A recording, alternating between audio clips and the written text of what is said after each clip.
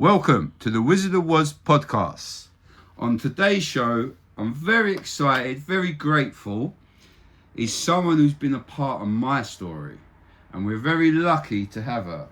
So I met Danny when I was in HMP Coldenley, and she was one of my prison teachers. Ta-da. So listen, it is great to see you. You're looking well. You too. You look so well. Thank you, thank you. So nice to see you. So Danny was basically, I was working in the creative centre in the education block at HMP Coldenley. I applied to do a business startup course. Danny was my teacher, and what I would say is with a lot of teachers, it's always one way or the other. They're almost useless or they can be really, really good. So I wanted to get Danny in for my first woman to have on the show, because I want to show that I'm not just looking for ex-offenders. I understand the cracks in the system and what sort of people we need to get in. So welcome. Hello. And what I would like to start with today is, tell me how sort of school was for yourself and what sort of area you grew up. Because for me, everything you've been through, a bit like myself, has sculptured you as a person and what you do now. Yeah. So I think it's a good place to start. It is. So I grew up in West London in a little place called Northolt on a not very nice council estate. But when you're growing up, you don't realise that's what it is. There weren't that much money around. Yeah. It was kind of the 80s, 90s. My parents were not strict, but they were probably stricter than some of the other parents.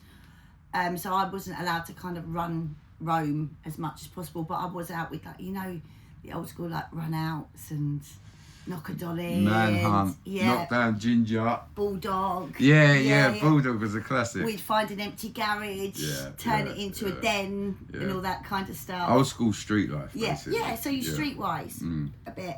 And then when I was 10, I could sing. I'd always sang since I was little. And I got my dad, who had the gift of the gab, who was nickname was Ron the Con. Oh, I like that. Ron the Con. Yeah, I love that. Because he could talk you into anything. Okay. He could get his way anyway. Yeah. He was a plumber. Okay, I bet he done well, Loosely, yeah. But he managed to get a contract with the BBC, cleaning their drains. Oh, okay. And I'd always sang. One day he's cleaning the drains in the Queen Vic, and he got a production script.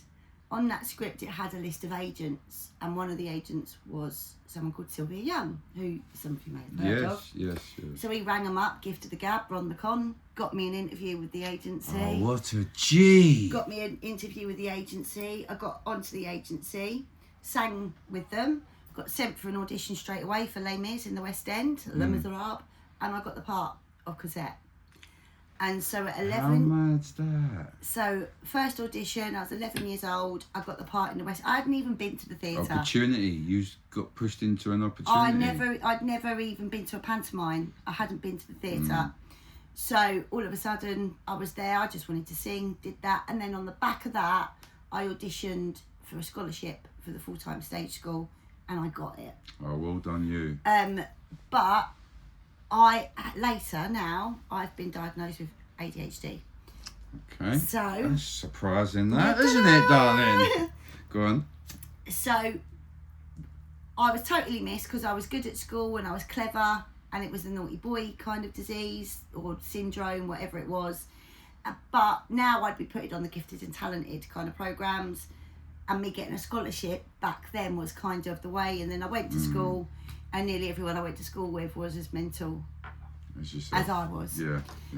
So it was great. And then I left there because I was bright, and I went to a normal comprehensive school when I did do my GCSEs Okay. in Northolt, so that was a big shock. Oh yeah, going to back the system, back to the commoners, back to the ends. Basically, I'd gone to Yeah. school in Central London. Yeah, of course. And Central London had been my kind of playground, so going back to hanging around the estates and stuff like that was a bit of a culture shock. But it was great. I did my A levels, and then I went to university and I did a law degree. Oh, well done you. So, and then got my law degree and accidentally ended up my first job through my best friend who was writing a dissertation in Wormwood Scrubs. Okay. My first job. What a Joe as well. 21. 21 as well. 21, straight out of university, straight into Wormwood Scrubs. And that was 20 odd years ago, so it was a very different place. So 2005, something like that. Yeah, 2005. Right, let's talk about your first day then. Come on. So, I've gone in, walked across. So, first thing I've done is my security training, as you do. Yeah. And the first thing that kind of shocked me was the ingenious of prisoners. Okay, yeah.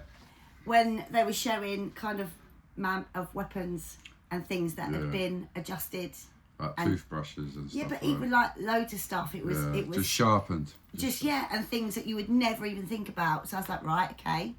So did all of that. Then I had to. I don't know if you've ever been in Scrubs. No, I'm a South man. Yeah. So because it's the old Victorian. It's got a massive courtyard, and you've got two wings that run down. Victorian style Victorian. building. Yeah. So you used to have to walk across the courtyard to get to the education block, and you got the cells.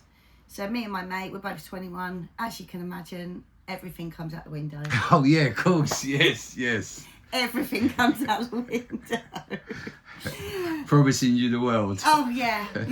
Darling. Yeah. Come back. Do you want my number? What? Bless us, say. Bless us. So then we got in, and then the first thing, my biggest memory was free flow. Fuck, you're just triggering me, yeah. Free flow. And I'd never seen so many men in one place at one time. It's like for viewers, I think, like if you are on the tube at 7:30 in the morning, but it's a corridor, but it's just prisoners going to education, school, work and stuff. It's quite mad. So I was like, right, okay, and I'm not a particularly big person, so I was like, right, I can deal with this. Kind of looking around going, how many people did I go to school with? Because I was from up the road. Oh, local as well, wasn't you? Very local. And I had my first lesson and absolutely got on with everybody. I went in and my attitude was, and it's the same thing that I've lived by, is I'm not here to judge you.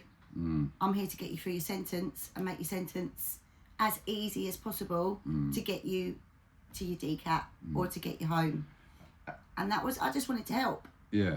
As you say that, talk to me like how you obviously you got to do your job. Yeah. You got to help prisoners. Yeah.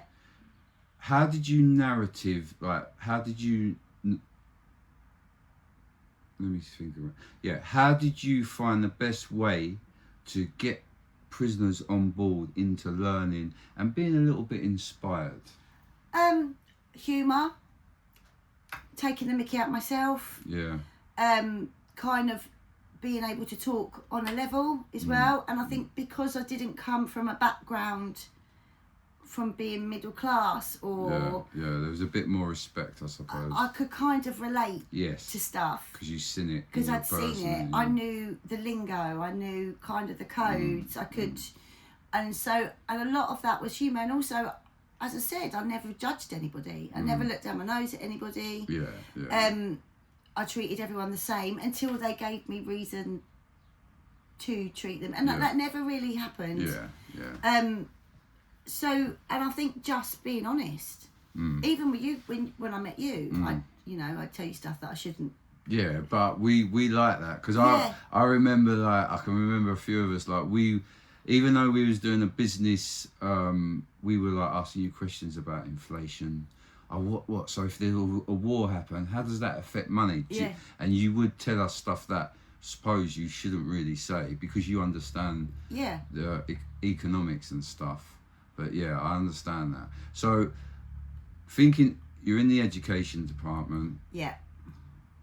Tell me what you soon learned from the inside of education departments, in the sense of, from my opinion, is I think they focus on basic skills too much as a national drive, and that then stops people like myself doing building courses, electrical courses. I agree. Courses that we're going to get jobs as soon as we get out of prison, not have to do the work when we're outside. I completely agree to an extent. Okay. But then I saw a lot of people who kind of at that time were in for things like shoplifting or low level theft or selling a bit of weed and stuff like that to make money. It was all financially motivated.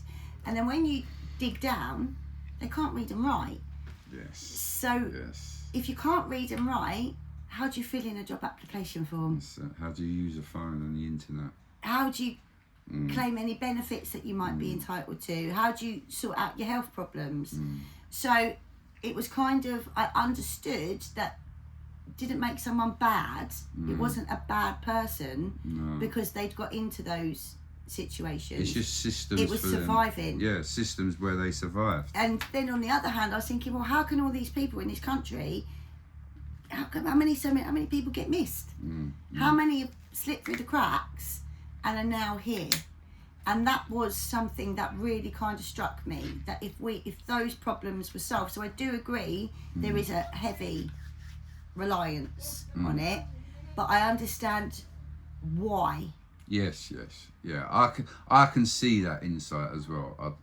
I agree with that, but I just feel like there's so much effort in basic skills where other skills would be more of a job opportunity for some of the prisoners, and then we got to take into account government money, the way the money's spent, what sort of teachers are getting in. So I do totally understand that. The bit that frustrated me is because there is a focus on the low level kind of basic skills. People who weren't low level, like yourself, there was nothing being offered at the other end, or to get funding for it was an issue. On that point, this is what I'd never understand. So if you was at Swellside, you could do a plumbing course. But if you're at Swellside, you got a minimum of 10 years to serve. But then when you're at a CCAT like Coldenley, you've got basic courses. It just makes sense to me. Do it the other way round. Yeah, I agree. But I understand, because Swellside is a high security prison, they get more money.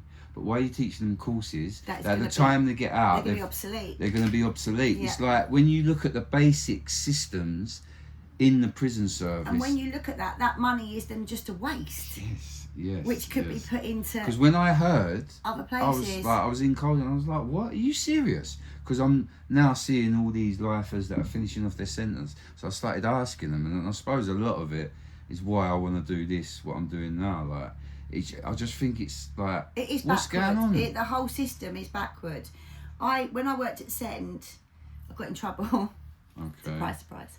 So I'd been to an open event or a prize giving at a college in West London, and I think it was the Secretary of State for Trade and Industry was talking. And at the time I worked at Send Prison, which was a women's prison, and I'd had numerous conversations with the women. Why are all the courses we do hairdressing and needlework? It's easy, isn't it? That's why. It was so gender biased, and they were like, "We want to do plumbing, we want to do carpentry, we want to do bricklaying."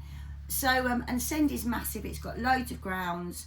There were some workshops that weren't being used. So I sat there listening to this Secretary of State for Trade and Industry saying how they're really struggling to get women into construction industry. They don't know where to recruit, and I'm sitting there going, hello, I know, I've got it.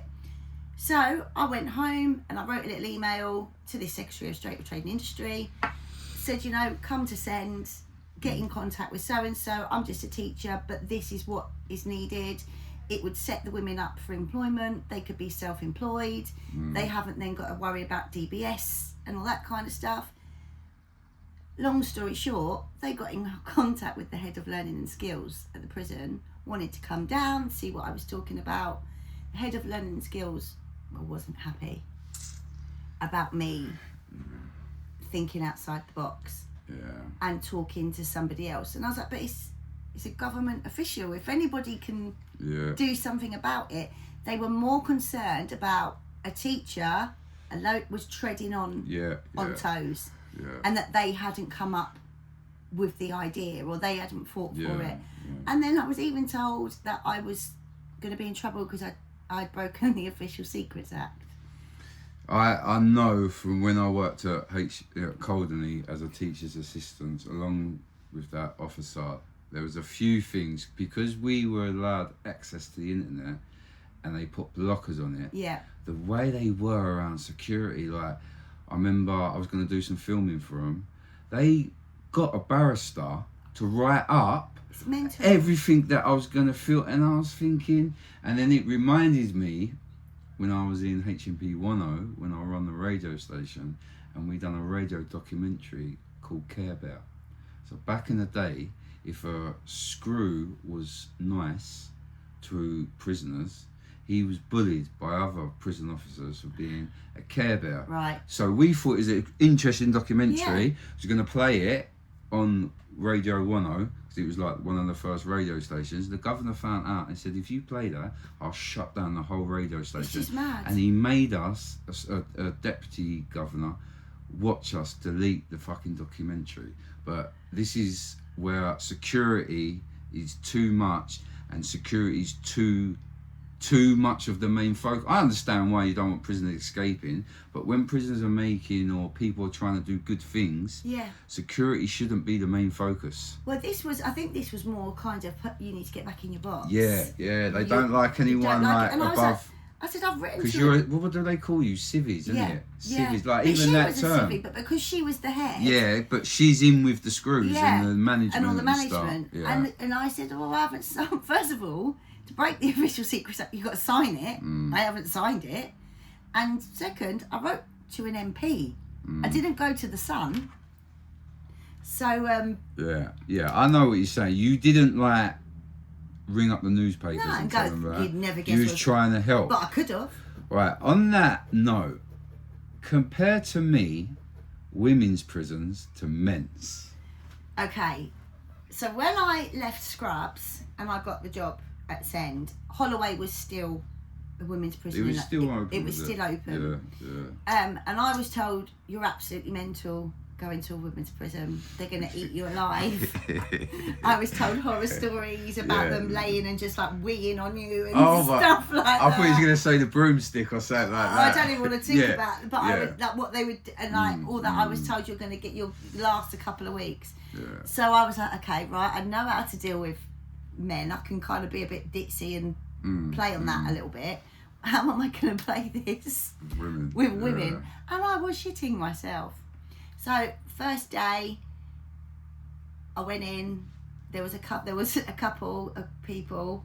One girl that I do still have contact with. We ended up building a really good relationship, and she terrified me. I thought she was going to kill me. She just had that look, and I was like, oh my god, this is just. When someone's on you, isn't it?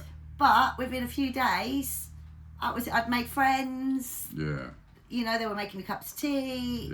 It was because I just did the same thing. But the difference between the men's and the women's is quite stark. So as I said, in the men's estate, the education level is quite low, and there is a massive amount of neurodivergence and mental health issues. And if they were solved, the prison estate would probably be 3/4 empty. The women's estate,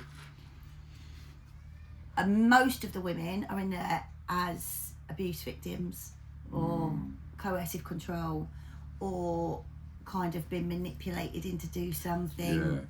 Single mums. Yeah.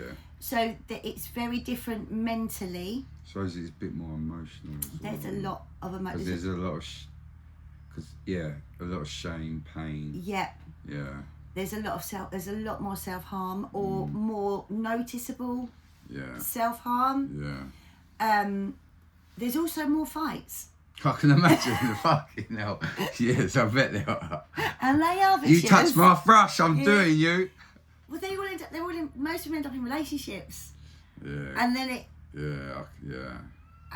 women are bitches. Yeah, because it's like men, I always say it's the brotherhood, and like there's like little cliques. Yeah. Do you know what I mean? We cook together, we train together. Yeah. So I can imagine women it's more emotional, whereas really us emotional. men, where it's more like male bonding. It's like, let's go. Yeah. Kind of thing. It's more like you against. Yes. Against them. Yeah. Women is so different. It's so different. Yeah, it always interested me. Yeah. It's so different. And also, when you do compare a lot of the crimes and kind of similar crimes, they do get harsher sentences. What about the drug culture? Because obviously you've seen both sides. Yeah, worse than men's. And I do want to talk about when we was in Colderley. There's a couple of funny stories. But start off with the women. Like, is it so rampant like men's? No, men's is 100 times worse. Yes! Winners! Men power! We done! We won! Yeah. So what sort of drugs would you say? Is it more like I'd say there's harder drugs. I'd say there's more heroin and stuff with women. Because it's easier to conceal. It's potent. Yeah. And it's going to make more money. It makes more money. And because there's a lot more emotional, they're doing a lot of I know men do it as well, but I suppose the maternal bonds and stuff like that get separated. There's a lot. I think it takes the pain away quickly, doesn't it? Of course it does. And it passes time. Yeah.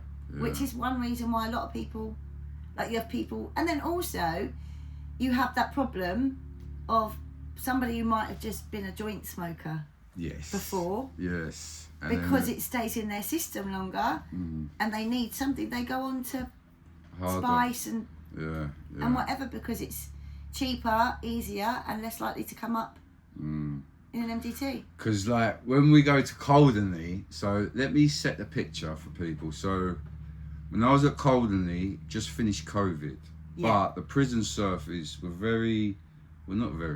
they were quite smart enough to learn from COVID of having everyone locked up. Yeah. It was easier to run a prison like that. So we was just coming out the edge of it, and the way I got working in HMP Coldenley, I basically heard what was going on and I just done an app to the governor and she set it all up. Yeah. So I then obviously started your course. It was like a business startup. But there was a few funny characters. So imagine it was like summer. I'm on a wing where I'm not in a cell, I'm in a pod. So I'm sunbathing every day. Going to work, cooking.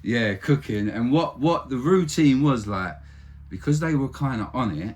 My phone, drugs, and all that you'd put away, But then by lunchtime, by sunbathing, I'm like, I want to check on my phone, and then like we'd have a spliff, but then some of the boys would bring bits with them. And do you remember that she was the head of education department? My best friend. She come in and she must have smelt it. She went mad. I don't even think she could smell it because I couldn't smell it. Yeah, and she looked at us. She sent all the screws in to searchers. They didn't find it, And you know, like the energy in the room is like they almost suspected you as well. I know. And like I was like, right. She hated me though, didn't she? So she did make a beeline for anybody who was kind of didn't like basically fit in her little shoe. But I'll tell you what's funny about her. I'm not going to mention her name. No. But I will say I did have a conversation with her, and what I realised with her, she wanted to do a lot in prison reform, but I think of helping individuals and then fucking up made her go the other way through her career. Yeah. But I can imagine it must be a hard job. She also got that job accidentally. Oh, okay. Because the previous manager left just as I started, Mm. and she was. Well, you saw what happened. Yeah. There was loads of stuff. Yeah. I don't even know if she's still there or how long she lasted, but No. she was hard work. Yeah. Because I did like Coldenly in the sense it was the way they try to do their education department. They did Yeah. have good ideas, but you know, like, I don't want to mention the companies, but the contracts that Yeah. take over. Yeah. Yeah, they come up with all these ideas to get the contracts. Like most institutes and like NHS and all that, they pitch a great idea, Yeah. but in reality, it's never It's never reality. So when I worked at Coldingley previously, before I came back, we had a bit more flexibility Okay. with courses. Yeah. So I wrote a couple of courses, which were, like I wrote a citizenship course. Oh, okay. Yeah. And built in kind of history. I built in apartheid into it. I built in the Cold War because people wanted to know. Because that's what we used to We always talk talk about- to you yeah. about. Say, look, what about this in a Yeah. second when you know And I'd that's what we explain like. it Yeah. all. And so that went really well. I wrote a drug and alcohol awareness course, but not your usual drug and alcohol awareness course. So it was relatable. So we had a lot more. There was a lot more flexibility.